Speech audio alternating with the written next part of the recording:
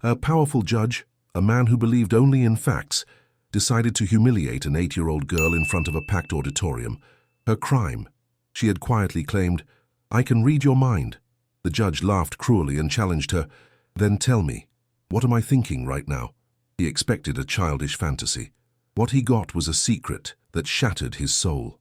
The girl looked at him with unnervingly calm eyes and said, "You're remembering a blue bicycle and the last promise you made to your son."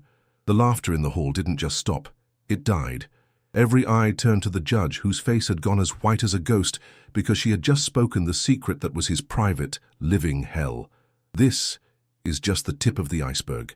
To find out how this impossible story ends, subscribe to the channel and turn on notifications.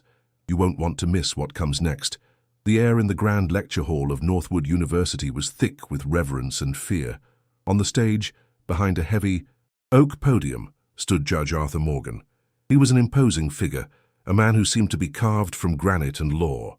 His voice was not loud, but it filled every corner of the room, a low, unyielding hum that demanded absolute silence.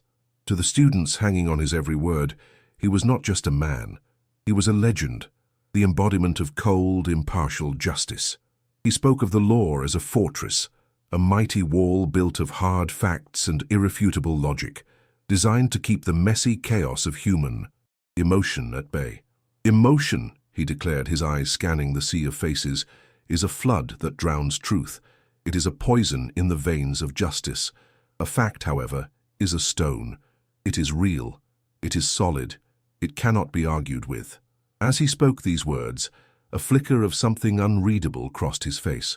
For a fraction of a second, the image of a small, laughing boy on a bright blue bicycle flashed behind his eyes. He pushed it down, deep into the recesses of his soul, where all such memories were locked away. His voice grew colder, harder to compensate. The lecture concluded, and a torrent of applause filled the hall. During the question and answer session, Arthur dismantled complex legal arguments with the ease of a master craftsman. He was in his element, a king upon his throne. Then a hand went up that did not belong to a student. It was small and hesitant. Arthur almost ignored it, but the moderator, seeking to be inclusive, pointed towards the back of the hall. A young girl, no older than 8, stood up. She was plain, dressed in a simple worn coat, completely out of place among the ambitious young scholars. This was Lily. "Judge Morgan," she said, her voice surprisingly clear and steady. It cut through the academic hum of the room. "I have a question." Arthur's lips curled into a faint, condescending smile. He saw an opportunity for a light-hearted moment, a way to appear magnanimous.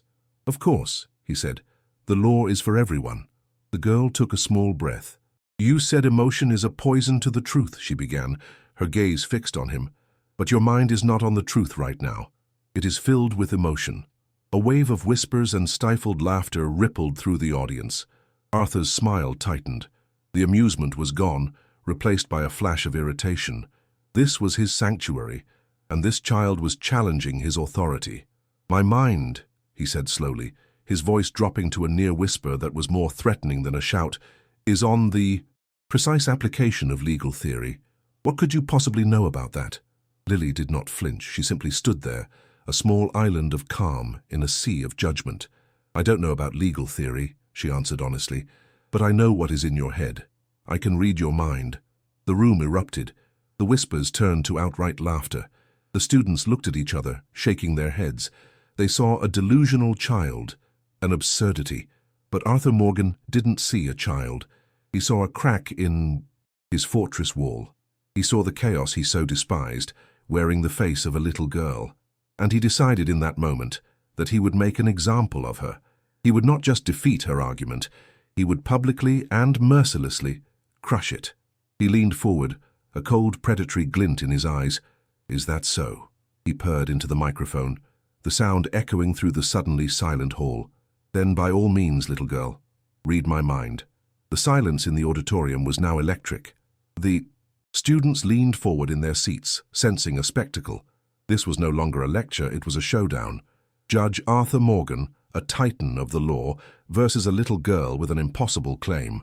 For Arthur, the path was clear. He would use the tools he knew best, logic and public ridicule, wielded like a surgeon's scalpel to dissect and discard this childish fantasy. "Let's establish the facts," Arthur began, his voice booming with renewed confidence. He addressed the audience as if they were his jury. "We have before us a claim, a supernatural one. The subject," he said, gesturing dismissively towards Lily, "alleges she possesses the ability of telepathy. Now, in a court of law, the burden of proof lies with the one making the claim. So please," he turned his full attention back to her, his eyes cold and sharp, "enlighten us. What profound thought is occupying my mind at this very moment?" He folded his arms, a cruel smirk playing on his lips. He was thinking of the most mundane thing he could conjure, the precise wording of a legal statute, Section 3B of the Federal Evidence Code. It was a dry, impenetrable fortress of text, something a child could never guess. He was ready for her to say something about a lost puppy or a favorite color, and he had his condescending reply already prepared. Lily did not answer right away. She took a few steps forward, down the aisle, until she stood at the foot of the stage. She looked up at the towering figure of the judge, unintimidated. The entire room held its breath. The silence was so profound that the gentle hum of the overhead lights seemed like a roar. "You are not thinking of the law, Judge," she said, her voice still quiet, yet it carried to every corner of the hall. "You are building a wall. You are thinking of a boring line in a boring book because you are afraid." A few chuckles broke the silence, but they were uncertain. Arthur's smirk faltered. "Afraid? And what precisely would a man like me be afraid of?" he scoffed. Lily's expression turned from calm to deeply sad, as if she were seeing his pain. "You are afraid of the blue bicycle," she said. The blood drained from Arthur's face. The name of the legal statute evaporated from his mind, replaced by a searing, white-hot image. The blue bicycle. His son Daniel's last birthday present. A wave of nausea washed over him. The air in his lungs felt thick, unbreathable. He gripped the sides of the podium to steady himself, his knuckles turning white. The audience saw the sudden change in him, the mask of arrogance cracking to reveal something raw and wounded beneath. The whispers started, no longer amused, but confused and alarmed. "This is ridiculous," Arthur managed to say, his voice a hoarse whisper.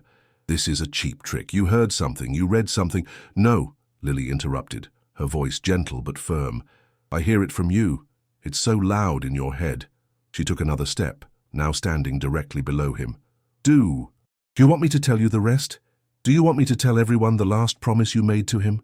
This was it, the final line of defense in his soul, a secret so deeply buried, so coated in shame and grief, that he had never spoken it aloud to anyone, not even his own wife. It was the source of his unending nightmare. He stared down at her, a torrent of rage, fear, and disbelief swirling within him. He opened his mouth to order her removed, to call security, to end this madness. But Lily spoke first, her voice now just a whisper that was somehow meant only for him, yet the microphone picked up every soul-shattering word. "I'll be right there, Danny," she whispered. "I'll be there in 5 minutes to fix your chain. Just wait for me." But you never came. The world went silent. The collective gasp of 500 people was a single sharp intake of breath. The cruel smirk was gone, replaced by a mask of pure, unadulterated shock. The judge, the man of iron and facts, looked as if he had seen a ghost. His fortress had not just been breached, it had been turned to dust by the whisper of a little girl. The moments after Lily's words hung in the air were a blur of chaos. The moderator, stammering, brought the event to an abrupt close. A crowd of students and faculty swarmed the stage, their faces a mixture of concern and morbid curiosity. But Judge Arthur Morgan saw none of them. He was a statue, his mind a silent, screaming void. He pushed past them all, his hands trembling, and fled the auditorium without a single word. The ride home was a silent torture. The city lights smeared against the window of his town car, each one a pinpoint of fire in the darkness of his thoughts. Her voice echoed in his head, a perfect, crystal-clear recording. A promise he had made, a promise he had broken. The weight of that failure, a grief he had managed to encase in ice for years, was now thawing with agonizing speed. But by the time he stood in the sterile silence of his vast, empty home, the ice began to reform. The judge in him, the cold, rational man he had built himself to be, clawed its way back to the surface. This was not a miracle. It was an attack. A meticulously planned, cruel performance designed to break him. He poured a glass of expensive whiskey, the liquid amber catching the light, and began to construct his case. Someone had to be behind it. A disgruntled lawyer he had disbarred. A criminal whose family he had sentenced. Someone with the resources to dig into his past and the malice to use his greatest pain as a weapon. This explanation was a shield, and for the rest of the night he clung to it. He paced his study, listing potential enemies, trying to connect the dots. Yet, with every theory he constructed, the image of Lily's face would appear in his mind. Her eyes were not malicious. They were sad, filled with a strange, ancient wisdom that did not belong in a child. She had not spoken with the glee of a performer. She had spoken with the quiet certainty of a witness. Sleep did not come. The next day he stood in his courtroom, his black robe feeling like a costume. The legal arguments presented before him were nothing but meaningless noise. His focus was gone, shattered. His entire world, once a solid structure of facts and consequences, now felt like fragile glass. His reputation for unshakable focus was a joke. All he could think about was a girl, a bicycle, and a ghost. The arrogance he had felt on that stage was gone, burned away by the shame of his public exposure. In its place, a new feeling began to grow. It was a desperate, gnawing obsession. He had to find her, not to punish her, not anymore. He needed to stand before her again and demand an answer. He needed to understand how she had done it. He picked up the phone and called a man he had not spoken to in years, a private investigator named Frank. He was careful with his words, framing the search as a matter of security, of finding the people who had orchestrated the incident. He gave Frank the event details and a vague description of the girl. 2 days later, Frank called back. His voice was laced with confusion. "Arthur, this is a strange one," he said. "There is no official record of the girl. She wasn't registered for the event. No one I spoke to knows who she is. It's like she walked in off the street and then vanished." There was a pause. "But I got a hit. A security camera from a diner across the street caught her. She walked out, calm as anything, and got on the number 42 bus. The bus that goes straight into the city's forgotten heart, the industrial sector down by the old ironworks. Judge Arthur Morgan's luxury sedan was an alien vessel navigating a dead sea. It crawled through the forgotten streets of the industrial sector, past skeletal factories with shattered windows and rows of tired, crumbling houses. The world of mahogany and leather he inhabited felt a universe away. This was a place of rust and decay, a neighborhood drowning in a quiet, gray hopelessness. He found the address, a tenement building that seemed to be held up by sheer force of will. Every step he took up the creaking, dimly lit staircase felt like a descent. An elderly woman with exhaustion etched into the lines of her face opened the door. Her eyes, wary and sharp, took in his expensive suit and the undisguised discomfort on his face. Behind her, sitting at a small wooden table and drawing on a piece of paper, was Lily. She looked up and met his gaze, not with surprise, but with a calm, quiet recognition, as if she had been waiting for him. "I need to speak with the girl," Arthur said, his voice accustomed to instant obedience. Here, it just sounded hollow and out of place. "Lily is my granddaughter," the woman said, her voice firm. She did not move from the doorway. "Why would a man like you be looking for her?" Arthur felt a familiar surge of impatience, but he suppressed it. He needed answers. "There was an incident at the university. My name is Arthur Morgan. I'm a federal judge." He expected the name to grant him access, to inspire awe or fear. Instead, the woman's face paled, her eyes widened, and the wariness within them curdled into a look of pure, sickening recognition. "Morgan." She breathed the name like a curse. "I remember that name. I will never forget that name." The floor seemed to tilt beneath Arthur's feet. The woman's story came out in a torrent of long-suppressed pain. Her son David, Lily's father, a good man, a mechanic who worked tirelessly for his family. He made a mistake, a terrible one, getting involved in a scheme to sell stolen car parts to pay for his wife's medical bills. He was caught, a first-time offender filled with shame and regret. He expected mercy. "But he didn't get mercy," the grandmother said, her voice trembling with an old rage. "He got you. He stood in your courtroom and begged for a second chance. But you You looked at him like he was nothing, an insect. I was there. I saw your face. It was the face of a man who had no soul. As she spoke, the memory of that day, a day he had long since buried under 1,000 other cases, erupted in Arthur's mind. It was a few weeks after the anniversary of Daniel's death. He had been a storm of raw, undirected fury, and David, Lily's father, had been the unfortunate soul who stood in his path. He remembered the man's desperate plea. He remembered his own speech about the unbending nature of the law.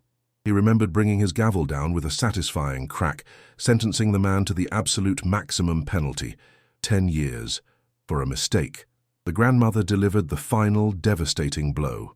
"You took her father from her," she said, her voice breaking as she pointed a trembling hand towards the silent little girl. "You destroyed our family, and I read in the papers later why you were so angry all the time back then. It was because you had lost your own son." Arthur Morgan stumbled back as if he had been physically struck. The breath left his body. The supernatural mystery of how Lily knew his secret was suddenly, brutally solved. It wasn't a miracle. It was a curse he himself had created. He had poured his own pain out into the world as poison, and this family had been the victim. He collapsed into a nearby chair, the strength gone from his legs. He looked at Lily, truly looked at her for the first time. He did not see a psychic or a mystery. He saw a casualty, his casualty. His obsessive search for an explanation was over. His desperate, impossible search for redemption had just begun. The silence that followed the grandmother's words was heavier than any gavel's fall.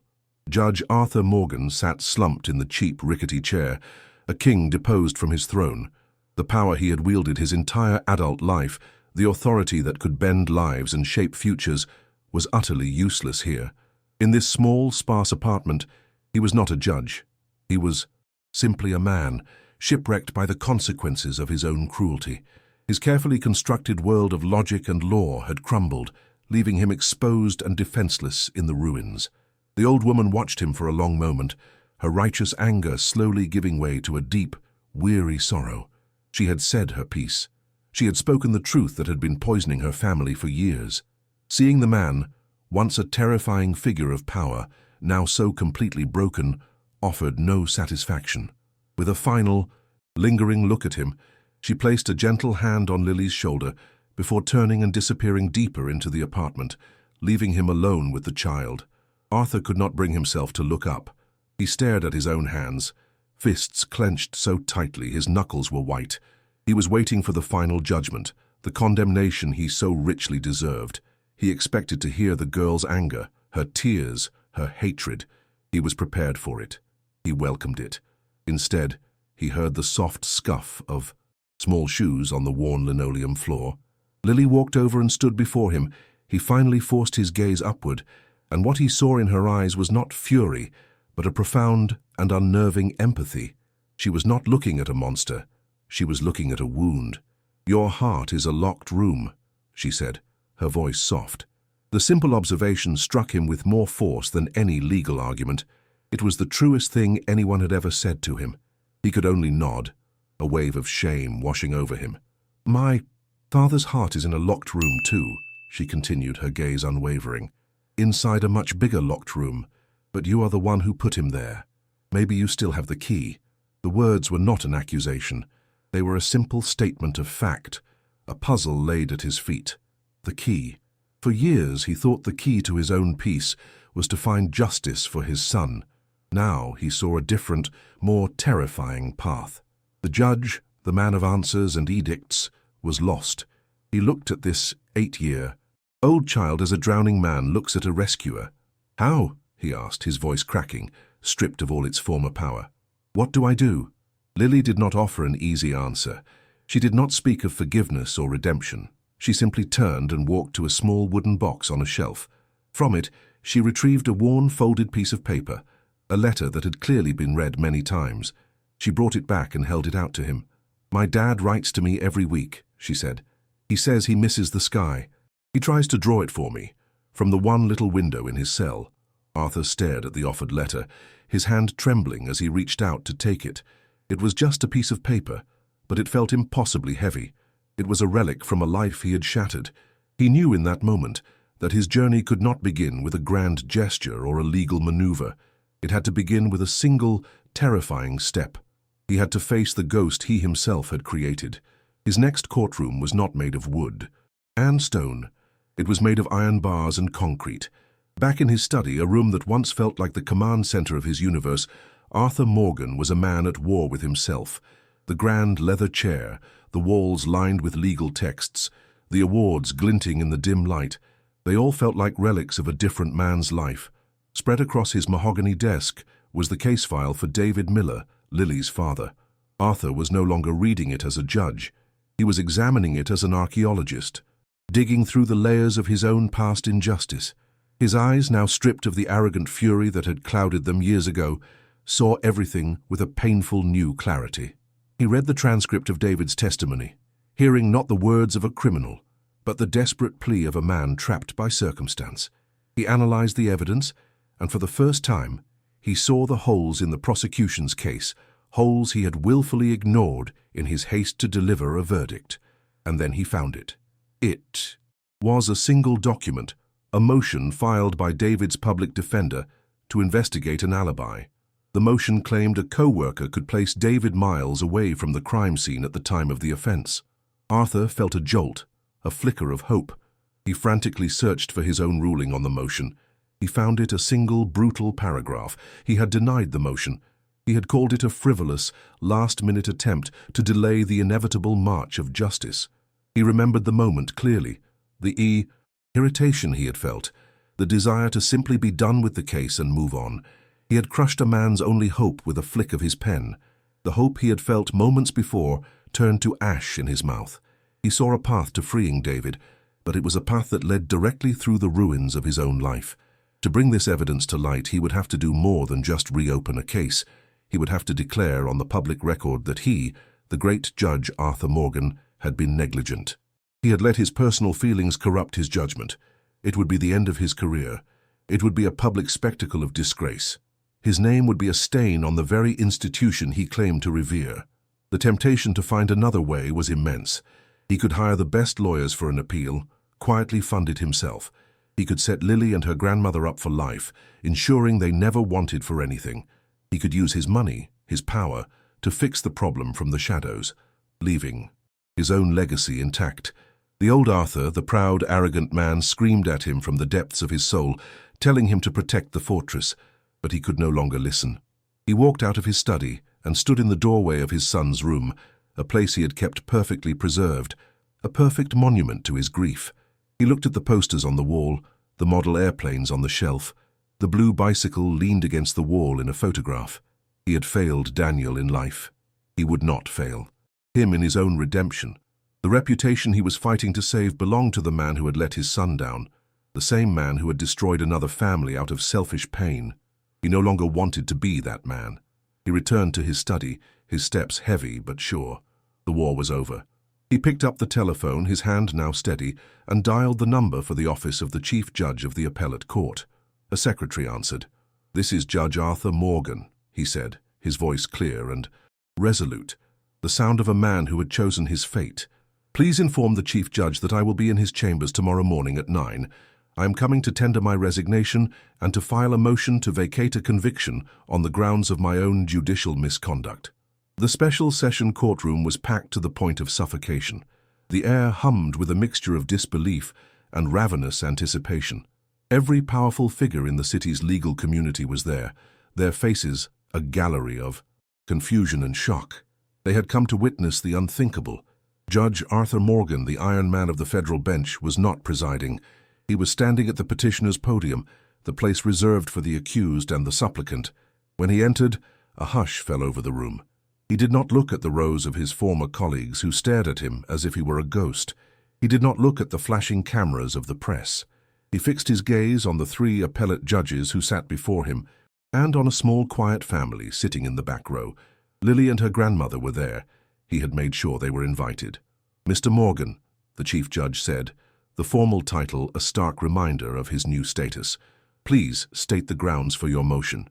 Arthur placed his hands on the podium, the wood smooth and cool beneath his palms. He took a deep breath and began to speak, his voice not booming with authority, but ringing with a quiet, unshakable conviction. He laid out the facts of the State versus David Miller case with surgical precision.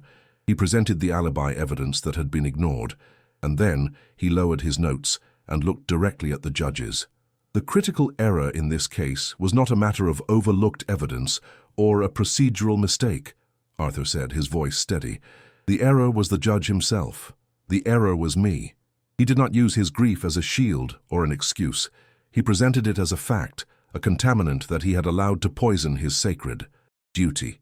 I was a man in profound pain, he confessed to the stunned courtroom.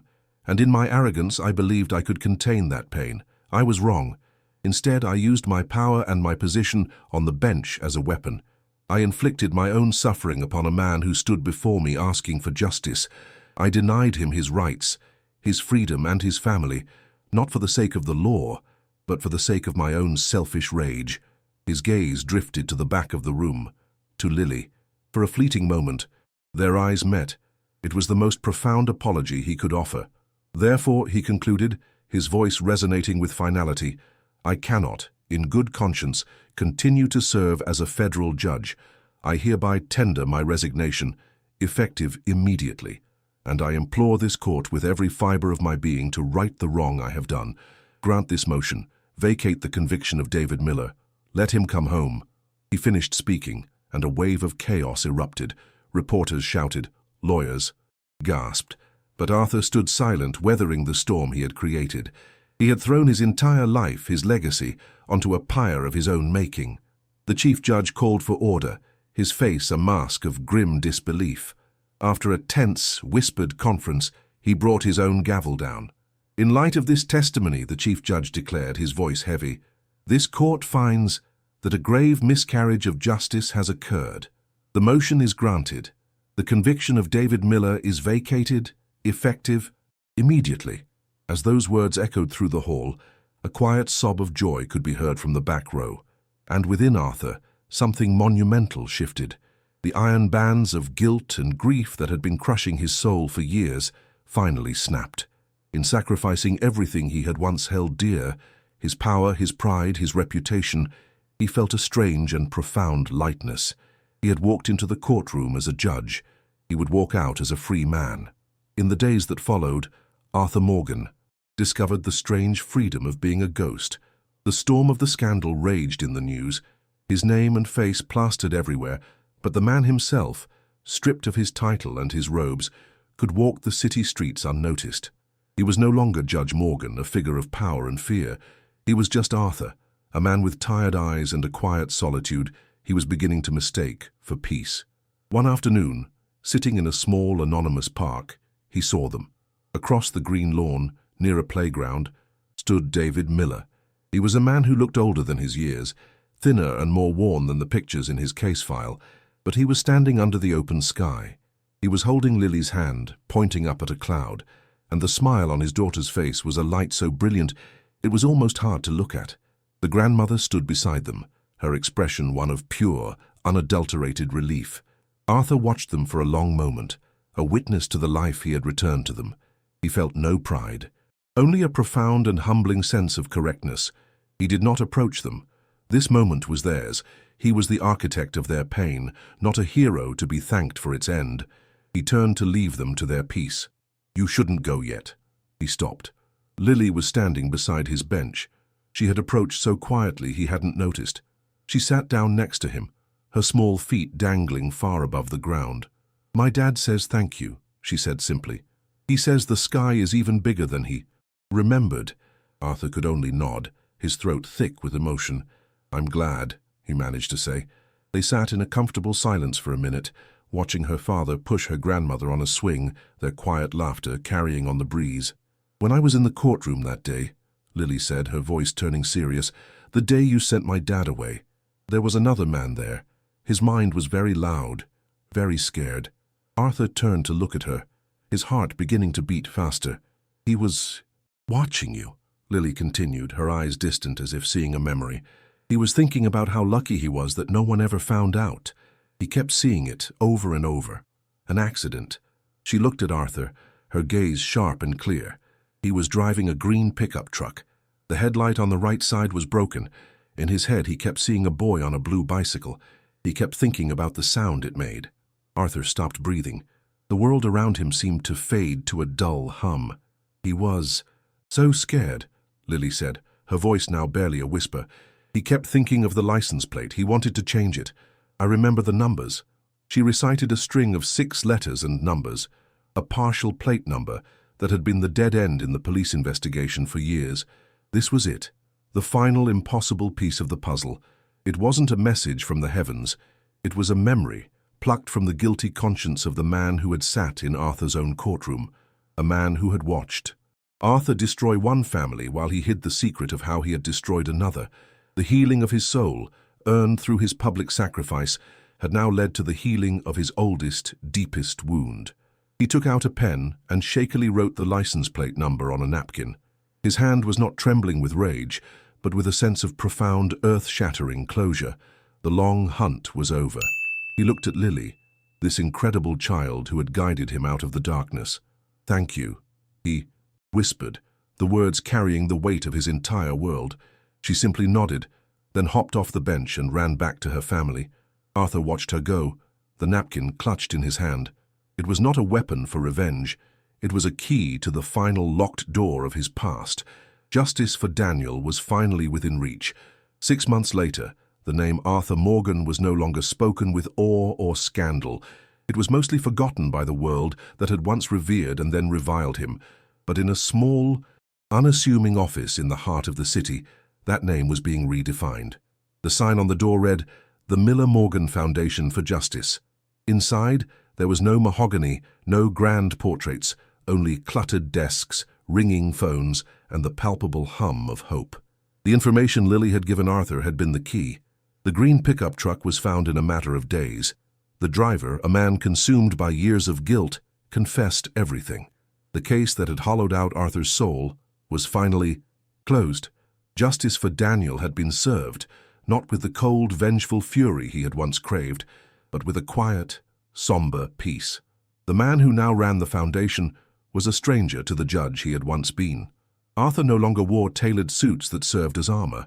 He sat not on a high bench, but across a simple table from people who had nowhere else to turn. He listened. He felt. He used his brilliant legal mind not to punish, but to protect. The hardness in his eyes had been replaced by a deep, abiding empathy. He was no longer a king presiding over a broken world. He was a craftsman, patiently helping to mend the pieces. On a bright Saturday afternoon, Arthur sat on a checkered blanket in the same park he had visited months before. It was a different scene now. David Miller was teaching Lily how to fly a kite, his laughter mixing with his daughter's. The grandmother was unpacking a picnic lunch, her face relaxed and happy. David came and sat beside Arthur on the blanket, handing him a sandwich. They didn't speak of the past. They spoke of a new case the foundation was taking, of their plans to expand, of the future. It was an easy camaraderie, built not on a debt, but on a shared purpose. A moment later, Lily ran over, her face flushed with excitement from the kite. She handed Arthur a piece of paper. It was a drawing, made with bright, colorful crayons. It showed her family, all holding hands under a giant, smiling sun, and standing there with them, holding. Her other hand was a smiling stick figure she had labeled Arthur. Arthur looked at the child's drawing, and then at the real-life family before him. He saw the clear sky David had missed for so long. He saw the unbreakable love that had survived the storm he had created. A genuine, unburdened smile spread across his face. He had lost his throne, his power, and his name. But here, sitting in the warm sun, he had finally found what he had been searching for all along. He was home. If you enjoyed this story, don't forget to subscribe to the channel to see more moving videos like this one. Leave a like to support us, and turn on notifications so you don't miss anything new. This helps us continue to create the best for you. Until the next video.